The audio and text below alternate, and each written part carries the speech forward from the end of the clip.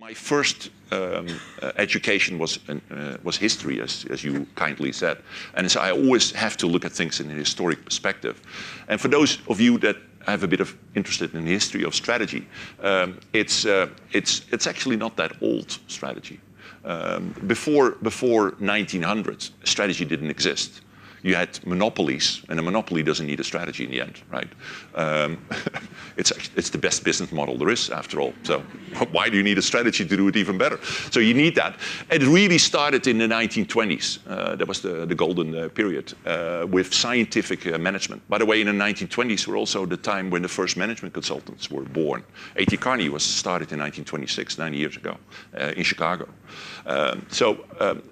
Strategy development was born out of scientific management, Taylor, progress in accounting, what have you, and really focused on measuring. By the way, consultants in those days were called management engineers. Quite an interesting term, I always find. We wouldn't do that anymore. Then there was a famous date, 1968. That is actually a hard date. It was Bruce Henderson, who really was the father of modern strategy development and even marketing thinking to a large extent. He was the first one with the famous matrix and etc. And that took off. That really became big in the 60s, in the 60s, in the 70s, in the 80s.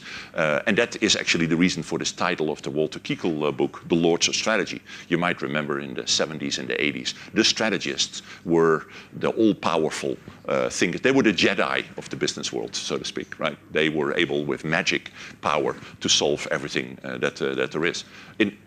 Right now we think that's exaggerated, but in those days that was really true. They often worked through the management board. A brilliant strategy was developed, and that was then implemented going forward. That was the way we did our work. Then after 1995, doubt crept in, and you get into a period of strategic proliferation. All kinds of fashionable trends that you can imagine came up.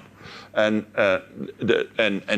over time, and particularly after the year 2000, when the digital revolution was really beginning to take shape, that trend and the importance of strategy was further going down. So that has been happening, to put it in a historical perspective.